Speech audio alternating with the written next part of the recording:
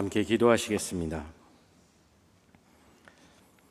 하나님 아버지, 이 시간 하나님의 음성 듣기 전에 주 앞에 엎드립니다.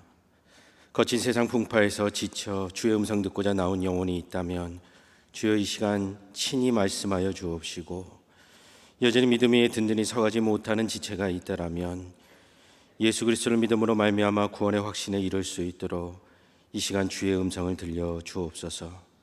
부족한 종의 모습은 감추어 주옵시고, 전하는 자나 듣는 자나 모두가 하나님의 말씀의 은혜 가운데 붙잡히도록 이 시간 역사하여 주시옵소서. 감사드리며 예수님의 이름으로 기도합니다. 아멘.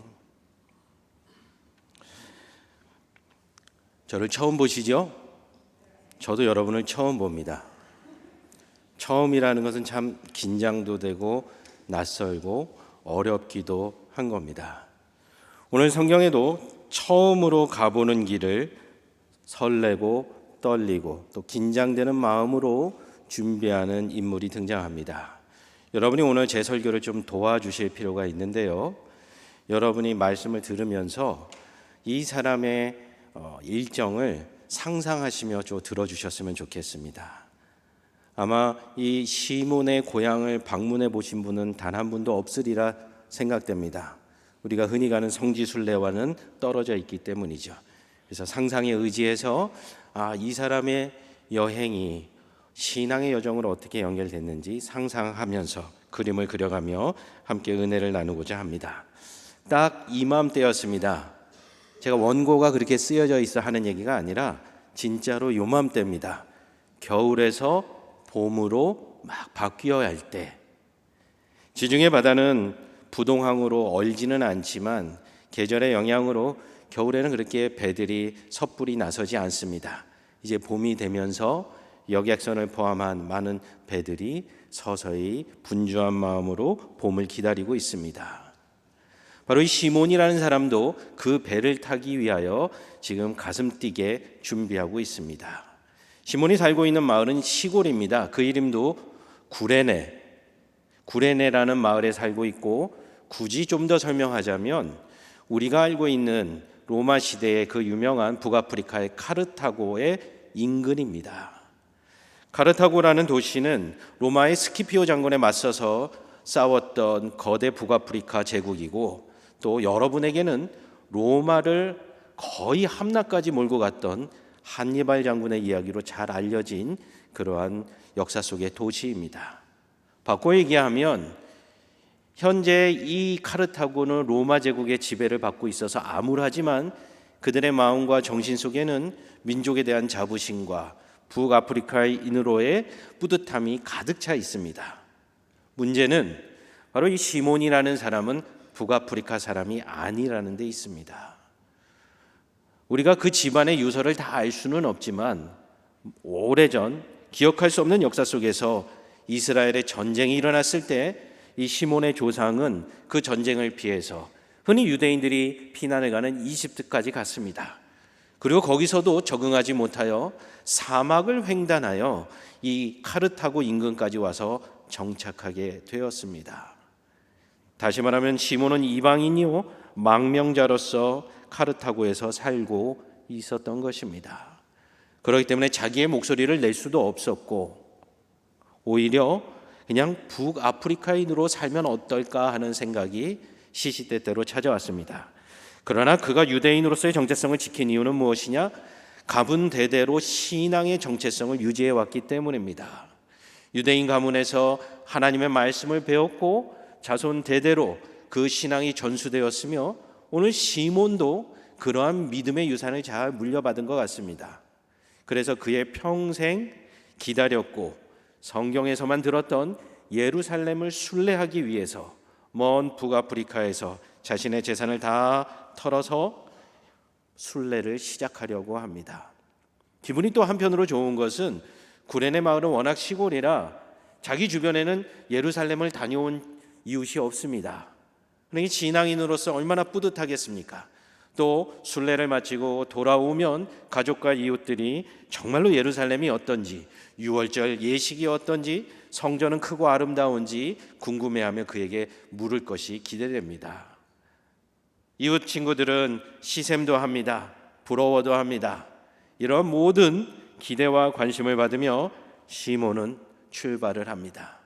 실제로 이맘때 출발하면 우리 교회에서는 부활절이라고 말하는 유대교의 6월절쯤 될 때에 팔레스타인 예루살렘에 도착할 수가 있습니다. 시간 맞춰 출발하는 것이죠. 시몬은 먼 길을 사막을 지나고 바다를 건너서 성경에 나오는 그 땅에 가게 됩니다. 무려 1800km를 옛날 방식으로 이동하는 것입니다. 예루살렘에 도착한 그에게는 먼저 다가온 이상한 장면이 있었습니다. 왜냐하면 자신을 빼고 다른 유대인들은 얼굴이 검지 않았기 때문이죠.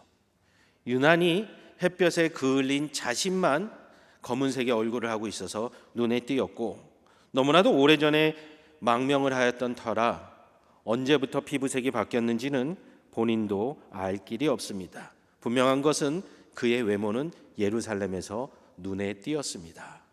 숙소를 잡고 짐을 풀고 이제 6월절을 기다립니다. 숙소에서 보니 원근 각처에서 많은 유대인들의 후손들이 예루살렘에서의 6월절 절기를 지키기 위해서 몰려왔습니다. 성경에도 기록되어 있는데요, 오늘날 이란 지방에 해당하는 바데, 메데, 엘람, 그리고 이라크에 해당되는 메소포타미아, 그리고 터키에 해당되는 갑바도기아, 그 이외에 흑해 연안, 폰투스, 소아시아, 그리고 부르기아, 밤빌리아, 이집트, 지중해 연안을 둘러싸고 있는 많은 도시에서 유대인 후손들이 6월절을 지키기 위해서 찾아왔습니다. 상상해 보십시오. 시몬은 내심 기분이 좋았습니다. 왜 좋을까요? 우리 남대문 교회도 그런 분들이 있으실 거예요. 같은 주일 예배를 와도 멀리서 이른 새벽부터 준비해서 출발하는 고됨에도 불구하고 기쁜 마음으로 찾아온 분들은 감격이 더 있지 않습니까? 오늘 시몬은 예루살렘에 모인 많은 순례자 중에서도 아마도 가장 먼 곳에서, 가장 시골에서 온 인물이었습니다. 그러하니 내심 하나님 앞에서, 하나님 저 잘했지요. 제가 일평생을 다 들여서 지금 예루살렘까지 도착했습니다. 6월절 예배가 너무 기대됩니다. 이런 마음으로 숙소에서 있는데, 밖을 나갔다 온 여행자들이 수군대면 이런 얘기를 합니다. 6월절이 되기 전에 흥미로운 사건이 벌어졌는데, 로마 정부가 예수라는 갈릴리 청년을 십자가에 죽이기로 결정했다라는 겁니다. 많은 여행객들이 구경 가자라고 서로 왁자지껄합니다. 구레네 시골에서도 흔히 볼 수 없는 풍경이었기 때문에 시몬도 그들을 따라 예루살렘 성 안으로 들어갑니다. 시몬은 태어나서 그렇게 많은 사람이 몰려있는 것을 처음 봤습니다. 가뜩이나 6월절 절기로 인해서 전 세계의 유대인이 모였는데, 한 젊은이를 십자가에 처형한다고 하니 구경거리가 되어서 도로를 가득 채웠습니다. 멀리서 넘겨보니 아마도 예수라고 불렸던 그 청년이 무거운 십자가를 지고 지금 걸어가고 있습니다. 그냥 걸어가는 것이 아니라 로마 군인의 채찍에 맞고 군중들의 조롱을 당하면서 걸어갑니다. 왜 저 청년이 십자가를 지고 처형당해야 되는지 그 사연은 다 알 수 없었지만 시몬의 마음에는 안 됐다라는 생각은 있었던 것 같습니다.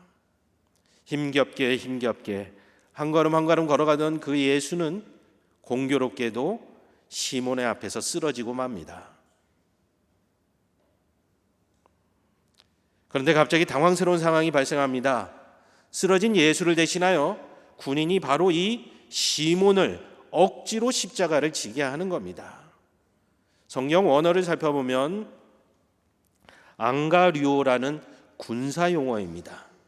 풀어 설명하면 로마 시대에는 로마 군인이 무언가가 필요하면 짐을 지거나 어디를 안내하거나 사람을 부릴 필요가 있을 때는 앙가류오, 억지로 해서 요구를 하면 식민지의 백성들은 그거를 따라야 할 의무가 있는 겁니다.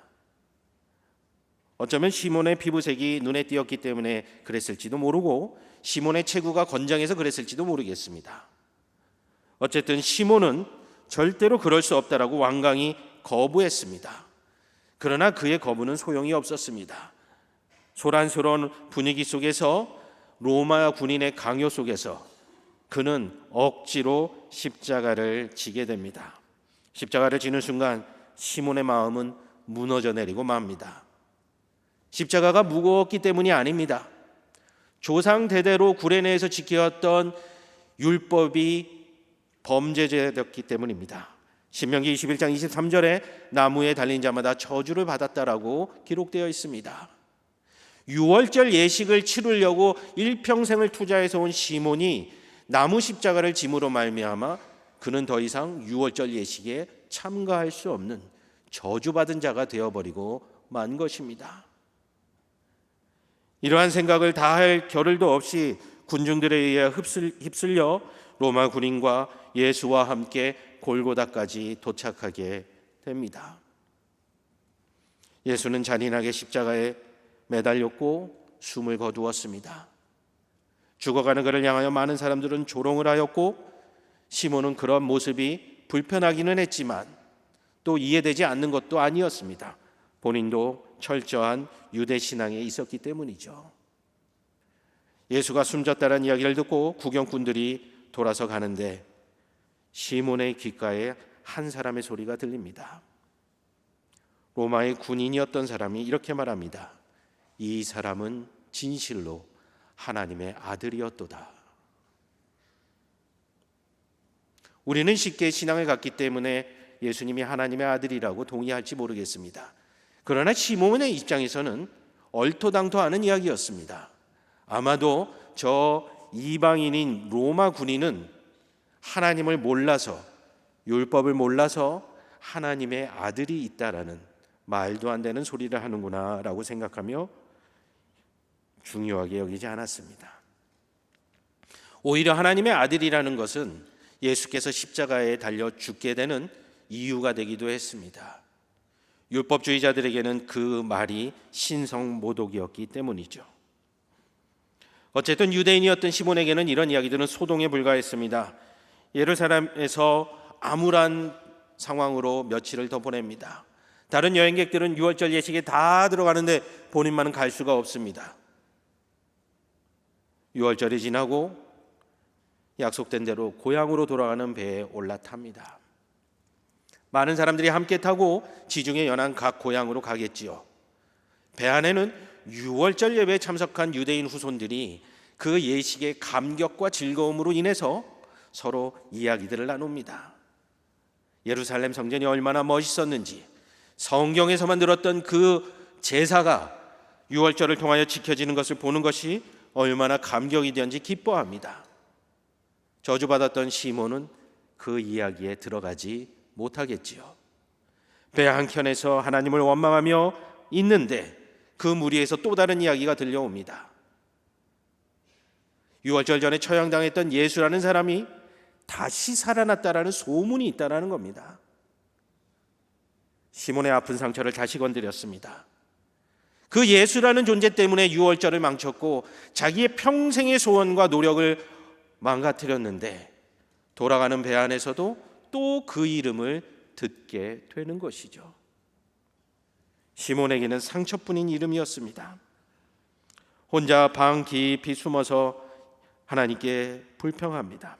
하나님, 내가 이렇게 열심을 내어 예루살렘까지 찾아갔는데 왜 나의 열심을 받아주시지 않습니까? 왜 나는 예수라는 사람 옆에 서 있어서 십자가를 지게 되었습니까? 어떻게 그 예수가 하나님의 아들일 수가 있습니까? 더군다나 조금 전에 들어보니 그 사람이 부활했다라고까지 이야기합니다. 하나님, 조상 대대로 지켜온 나의 믿음이 왜 이렇게 끝나야 하는 겁니까? 수많은 괴로움 속에 구레네에 가게 됩니다. 가족과 이웃들이 얼마나 기다렸겠습니까? 그러나 그는 우울감에 빠져서 두문불출하며 집을 나오지 않았습니다. 여러분이 다 이해하실 수 있듯이 그가 해줄 수 있는 이야기가 없지 않습니까? 유대인으로서 자랑할 것도 없고 오히려 저주받은 자가 되었다라는 말을 차마 할 수가 없었던 것입니다. 사람들이 수군대기 시작합니다. 분명히 나와서 갔다 온 이야기를 해야 되고 즐거운 이야기를 들려줘야 할 시몬이 보이지 않는 겁니다. 마침 같은 마을에 살아서 안디옥이라는 도시에 출장을 다녀온 그의 친구가 이 이야기를 듣고 찾아옵니다. 그리고 안디옥에서 있었던 이야기를 시몬에게 해주는데 또 그 이름이 등장합니다. 누굽니까? 바로 예수입니다. 예루살렘에서 박해로 인하여 흩어졌던 예수를 믿던 사람들이 안디옥에서 교회를 세우고 그리스도교라는 신앙을 시작했다라는 것입니다. 시몬은 관심이 가지 않았습니다.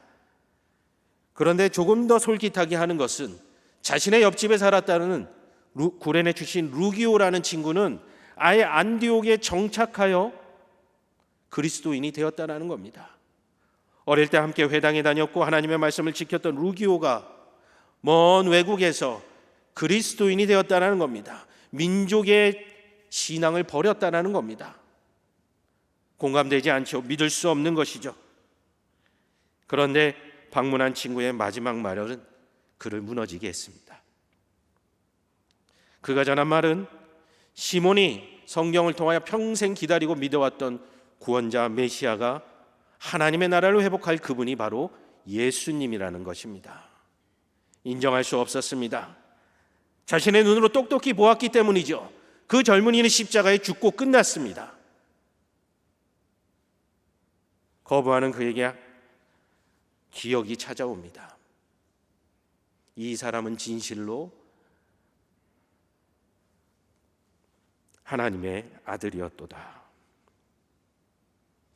시몬은 거부할 수 없게 되었습니다. 예수님을 영접하고 안디옥에서 온 그리스도인 친구들을 통해 세례를 받게 됩니다. 이듬해에는 그의 아내와 두 아들 알렉산더와 루포도 세례를 받고 예수님을 따르게 되었습니다. 이 소문 또한 삽시간에 퍼져나갔습니다. 유대인 정착존이었던 구레네 시골에서 그들을 배신했다라는 시몬의 가족의 이야기가 퍼져나가기 시작했습니다. 역설적으로 어떤 이들은 어떻게 해서 조상대대로 믿어왔던 그 종교적 열심을 버리고 예수를 믿게 되었는지 궁금해서 찾아오는 이웃들도 있었습니다. 시몬은 어떠한 상황이든지 자신이 만난 예수를 증거하기 시작했습니다. 우리가 잠깐 읽은 성경의 본문의 이야기에 시몬은 자세히 등장하지 않습니다. 그러나 시몬의 유산은 성경 곳곳에 숨겨져 있습니다. 그의 이야기는 여기서 끝나지 않는다라는 것이죠. 사도 바울이 로마 교회 편지를 썼던 그 내용 마지막 부분 로마서 16장 13절에 보면 주 안에서 택하심을 입은 루포와 그의 어머니에게 문안하라. 그의 어머니는 곧 내 어머니니라. 그 어머니가 바로 시몬의 아내입니다. 아마도 역사학자들은 추정하기를 북아프리카에서 살았던 구레네 시몬은 예수 그리스도를 영접한 다음에 선교의 마음으로 로마로 이주했고 그곳에서 교회를 세웠으며 그의 아내와 자녀들이 교회의 지도자가 되어 섬겼고 사도 바울과 교제했다라고 추정하고 있습니다. 역사적 자료가 충분하지 않기 때문에 구레네 시몬과 사도 바울이 실제적으로 만났는지는 알 수가 없습니다. 그러나 우리가 성경적 상상을 통해서 한번 두 분의 만남을 생각해 봅시다. 사도 바울, 우리에게 너무나도 잘 알려진 위대한 사도이죠. 성경을 썼고 또 그 성경을 예수 그리스도의 신앙을 유럽까지 전파했던 위대한 인물입니다. 많은 신학생과 목회자들도 사도 바울처럼 쓰임받기를 기도할 정도로 훌륭한 인물입니다. 성경에도 증거하기를 그는 길리기아 다소 지방에서 가말리엘 가문에서 철학 박사를 받았습니다. 별로 안 놀라시죠? 왜냐하면 현재적인 표현이 아니기 때문이죠. 요즘 말로 하면 예를 들어 하버드 대학에 가서 PhD 학위를 받고 그리고 예수를 증거하고 있다. 이 정도면 조금 비슷할 수 있겠습니다. 학위도 뛰어납니다. 출신도 뛰어납니다. 바리새인 중에 바리새인입니다. 베냐민 지파입니다. 시골 사람 시몬이 그 앞에서 뭔 얘기를 할 수 있겠습니까? 근데 할 얘기가 있습니다. 지금까지 시몬의 이야기를 들으셨으면 답을 아실 겁니다. 사도 바울이 뛰어나지만 구레네 사람 시몬이 사도 바울 앞에서 자랑할 거리가 하나 있죠. 뭘까요? 바울 목사님 예수님 십자가 져봤어요? 난 져봤어요. 사실 내용을 알면 억지로 진 거 아닙니까? 로마 군인이 강요해서 어쩔 수 없이 거부하다가 진 십자가 아닙니까? 그러나 억지로 진 그 십자가가 예수 그리스도의 은혜로 말미암아 이제는 자랑거리가 되었다라는 거지요. 과거 종교적 열심만 있었던 구레네 사람 시몬은 그 십자가 때문에 사실 망했습니다. 그 십자가가 수치가 되었고 그 십자가로 인하여 우울증이 찾아왔습니다. 그 십자가로 인하여 절망하게 되었습니다. 그러나 예수를 구원자로 영접한 이후에 그 억지로 졌던 십자가가 그의 가정을 구원했습니다. 그리고 그의 이웃들에게 복음을 나누는 길이 열리게 되었습니다. 더 나아가 로마의 교회를 세우게 되었습니다. 억지로 졌던 그 십자가는 구레네 사람 시몬에게는 평생의 자랑이 되었던 것입니다. 여러분, 남대문교회 시작을 생각해 보십시오. 훌륭한 분, 뛰어난 분, 배경이 좋은 분이 시작한 것이 아닙니다. 십자가에 헌신된 분들이 시작한 믿음의 공동체입니다. 그분들로 인하여 복음이 증거되었고 한국교회에 지대한 영향을 미쳤던 것입니다. 아마 그 자랑을 들었던 구레네 시몬의 이야기를 들었던 사도 바울도 미소 지었을 겁니다. 시몬 집사님, 사실 저도 그렇습니다. 저도 학벌이 뛰어나고 출신이 뛰어나지만 사실 저는 기독교를 박해하던 사람 아닙니까? 다메섹으로 그리스도인들을 체포하러 가던 저를 하나님께서 억지로 변화시켜서 이렇게 종으로 쓰셨습니다. 갈라디아서 2장 20절에 사도 바울은 그래서 고백합니다. 그런즉 이제는 내가 산 것이 아니요 오직 내 안에 그리스도 예수께서 사신 것이라고 말씀합니다. 뛰어난 자도 십자가만 자랑합니다.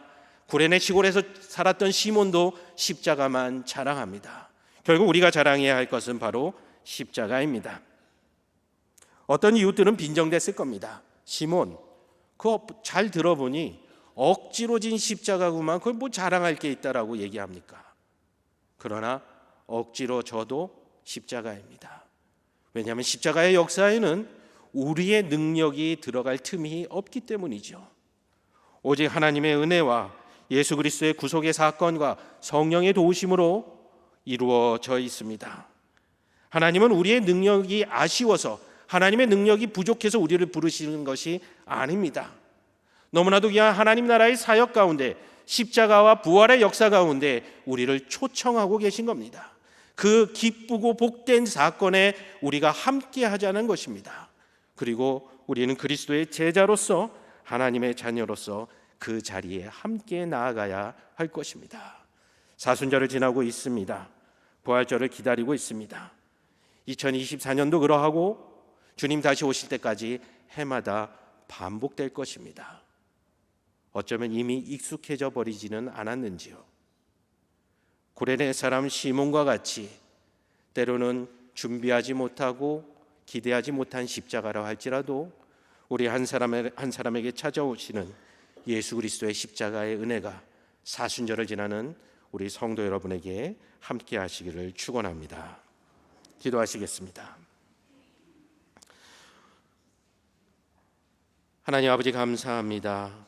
오늘도 하나님의 마음을 온전히 품지 못하는 죄 많은 우리들을 예수 그리스도의 십자가의 사건으로 구원하여 주시고 복음의 일꾼으로 삼으사 성령으로 인도하여 주시니 감사합니다.